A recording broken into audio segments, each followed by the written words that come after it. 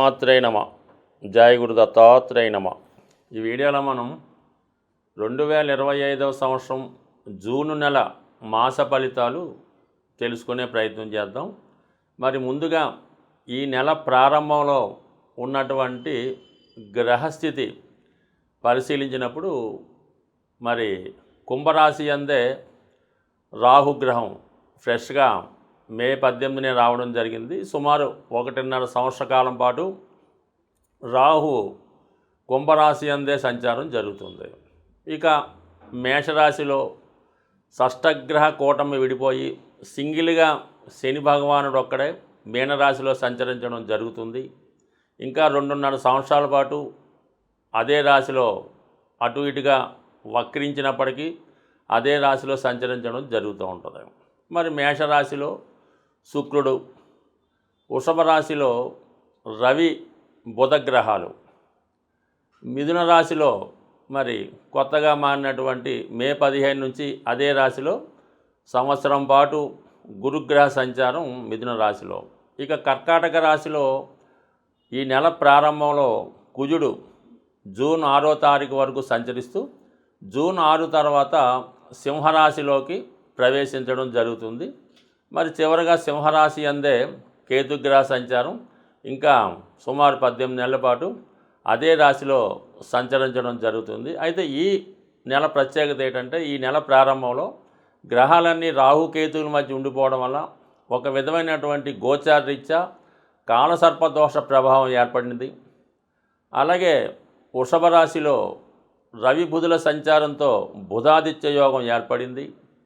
కర్కాటక రాశిలో కుజ చంద్రుల ప్రభావంతో చంద్రమంగళ యోగం ఏర్పడడం జరిగింది. ఈ 3 యోగాలు కూడా ఎంతో కొంత వివిధ రాశుల వారి మీద ఎక్కువ ప్రభావాన్ని చూపడం జరుగుతుంది. వృశ్చిక రాశి వారికి జూన్ నెల మాస ఫలితాలు తెలుసుకునే ప్రయత్నం చేద్దాం. ఈ నెల ప్రారంభంలో ఈ వృశ్చిక రాశి వారికి 4-10 స్థానాల మధ్య ఒక విధమైనటువంటి గోచార కాలసర్పదోషం ఏర్పడింది. ఈ ప్రభావం వల్ల 10వ భావానికి 4వ భావానికి చెందిన కారకత్వాల విషయంలో కొన్ని అనుకోని మార్పులు జరిగే అవకాశం ఉంది. సాధారణంగా ఈ యోగ ప్రభావం ఎలా ఉంటుందంటే మనం ఒకటి అనుకుంటే వేరొకటి జరిగే అవకాశం ఉన్నది. ముఖ్యంగా దేనికైనా 4వ స్థానం అన్నది ఇంపార్టెంట్. మాతృస్థానం, విద్య, వాహనం, స్థిరాస్తులు, చదువు, సుఖస్థానం, క్యారెక్టరు, మన నడవడిక, అలవాట్లు, డ్రింకింగ్ హ్యాబిట్స్ ఇవన్నీ 4వ స్థానం బట్టి చెప్పడం జరుగుతూ ఉంటుంది.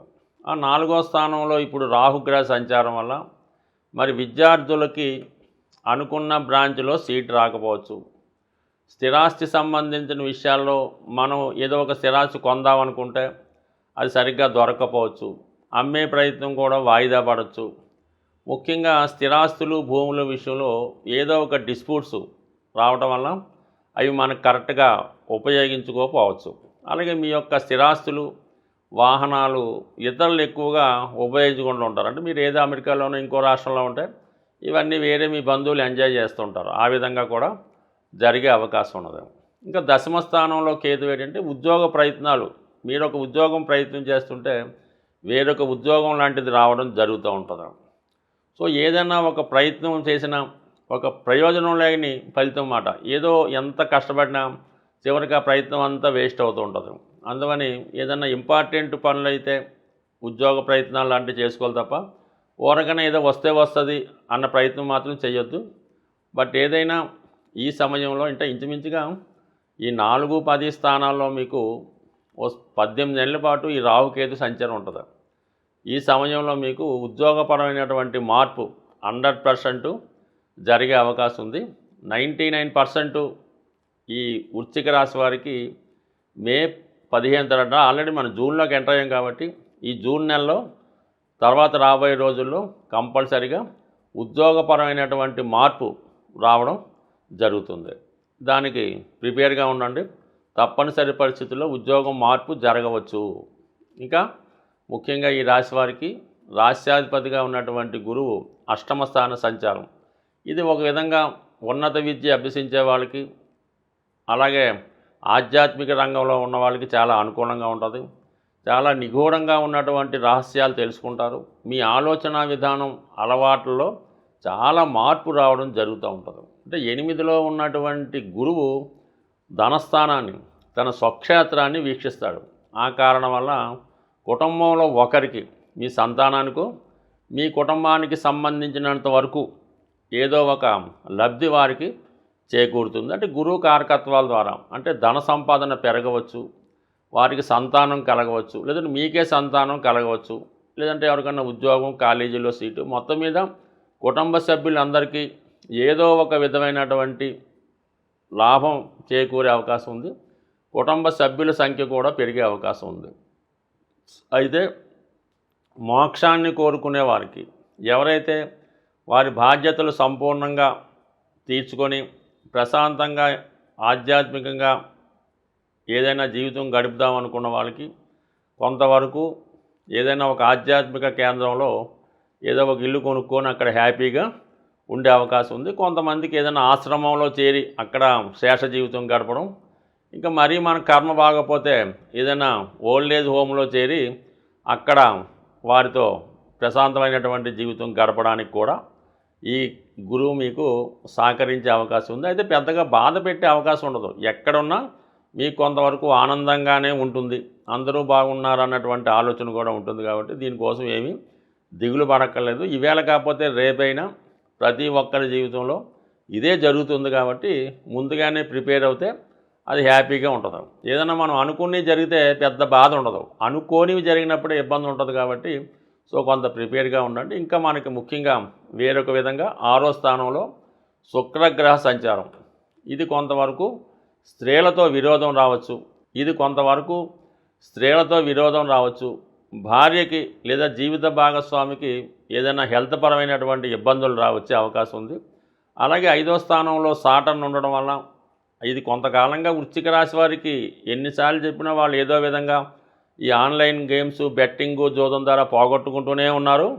ఇంకా ఇంకో 2.5 సంవత్సరాల పాటు పంచమ స్థానంలో శనిగ్రహ సంచారం ఈ వృశ్చిక రాశి వారికి ఎట్టి పరిస్థితుల్లో కూడా ఈజీ మనీ, బెట్టింగు, ఆన్లైన్ గేమ్స్కి దూరంగా ఉంటేనే ఇప్పటికైనా వారి జీవితంలో బాగుపడే అవకాశం ఉంటుంది. అన్ని సమస్యలకి మూలం ధనం. అందుకే ధనం మూలం మిథం జగత్ అన్నారు. ధనం ఖర్చు పెట్టడం అన్నది చాలా సులభం, సంపాదించడం అన్నది చాలా కష్టం. అయితే ఈ ధనం సంపాదించడానికి ఒక సులువైనటువంటి మార్గాన్ని తెలియజేయడం జరుగుతూ ఉంటుంది. అది మీకు ఈ నెల ఫలితాల్లో ఈ అద్భుతమైనటువంటి ధనయోగాన్ని కలిగించే రెమెడీ మీకు చెప్పడం జరుగుతూ ఉంటుంది. ఇది కొంతవరకు మీరు చేయవలసిందల్లా ధనానికి అధిదేవత అయినటువంటి లక్ష్మీ అమ్మవారికి ఇష్టమైనటువంటి రోజు శుక్రవారం. ఈ శుక్రవారం రోజు మీరు ఏం చేయాలంటే ఒక మట్టితో తయారు చేసినటువంటి ఒక జాడీ అనొచ్చు, డబ్బులు దాచుకునే డిబ్బీ కూడా అనొచ్చు. పూర్వకాలం మట్టితోనే తయారు చేస్తూ ఉండేవి ఈ ధనం దాచుకునేవి. అందుకని ఈరోజు కూడా పాత ఇళ్ళై పడగొట్టినప్పుడు, తవ్వినప్పుడు దొరుకుతూ ఉంటాయి కొంతమందికి. అటువంటి మట్టితో తయారు చేసినటువంటి డిబ్బీ ఒకటి తీసుకోండి శుక్రవారం రోజు. దాన్ని శుభ్రంగా మంచినీళ్ళతో శుభ్రం కడిగేసి పసుపుతో దాన్ని రాసి ఒక మూల పెట్టుకొని ప్రతి శుక్రవారం కూడా 6వ సంఖ్య వచ్చేలాగా ధనం అందులో వేయాలి. 6 రూపాయల, 60 రూపాయల, 600, మీకు ఇంకా ఓపుకుంటే 6000 అన్నది ప్రతి శుక్రవారం అందులో డ్రాప్ చేయవలసి ఉంటుంది. అందులో వేయాలన్నమాట. పక్కన పెట్టాలి. అది దేవుని దగ్గర పెట్టడం, నమస్కారం పెట్టడం. అయితే ఈ శుక్రవారం రోజు మిగతా డబ్బులు మీరేమీ కూడా ఖర్చు పెట్టకూడదు. ఇందులో వేసిన 6 రూపాయలు మాత్రమే అందులో వేయాలి. మిగతాదంతా కూడా ఆ రోజు ఏ ఒక్క రూపాయి కూడా మీ ఇంటి నుంచి బయటికి వెళ్ళకూడదు. అలాగని ఫోన్పేలు, గూగుల్ పేలు చేయకూడదు. ఆ నియమం మీరు పాటించి ఈ శుక్రవారం మనీ వెళ్లకుండా ఉంటూ ప్రతి శుక్రవారం వీలైతే ఇంక పెంచుకుంటూ వెళ్ళిపోండి. దాని తర్వాత ఒక సంవత్సరానికో ఎంతో దాన్ని ఓపెన్ చేసి దాంతో ఏదన్నా ఈ వరలక్ష్మి వ్రతం ఎప్పుడైనా తీసుకోవచ్చు. గోల్డ్ ఏదైనా కొని అది అమ్మవారి పూజకి ఉపయోగపడేలాగా, ఇది బంగారు పుష్పాలు ఓ బంగారం కిరీటమో లేదంటే బంగారంతో చేసినటువంటిది ఏదైనా ప్లేటు ప్రసాదం పెట్టడానికో గ్లాసో కొని అమ్మవారి దగ్గరే పెడతా ఉండండి. ఇలా మీరు చేసుకుంటూ పోతే మీరు ₹6 సేవింగ్ మొదలెడితే అది మీరు వారానికి 6 లక్షల దాకా తీసుకెళ్ళినా కూడా మీరు ఆశ్చర్యపడక్కర్లేదు అవుతుంది. దాంతో మీరు చేయవలసిందల్లా ఈ గోల్డ్ కొని ఇది అమ్మవారికి ఏదో వస్తువు కొనిపెట్టడం. మళ్ళీ మీకు బాగా మీరు దాన్ని మళ్ళీ మీ ఇంట్లో ఒక అమ్మాయి పుడితే ఆ అమ్మాయికి అంటే అమ్మాయి కూడా లక్ష్మీ స్వరూపం కాబట్టి ఆవిడకి మీరు అవి కానుకగా ఇవ్వచ్చు, బంగారు ఆభరణాలు కూడా ఇవ్వచ్చు. బట్ ఏదన్నా ఈ శుక్రవారం 6 సంఖ్య ఇది కాకుండా మిగతాది కూడా బయటికి వెళ్ళకూడదు. ఇంకా అది ఎంత గొప్ప అవసరమైనా సరే అక్కడతో శుక్రవారం నాడు స్టాప్ చేసి శనివారం మార్నింగే పేమెంట్స్ మాట. ఈ విధంగా చేసి చూడండి. ఇంచుమించుగా నాకు తెలిసి ఈస్ట్ గోదావరి జిల్లాలో అపర కుబేరులు ఉన్నారు. వాళ్ళంతా కూడా ఈ నియమాన్నే పాటిస్తున్నారు. స్వస్తి.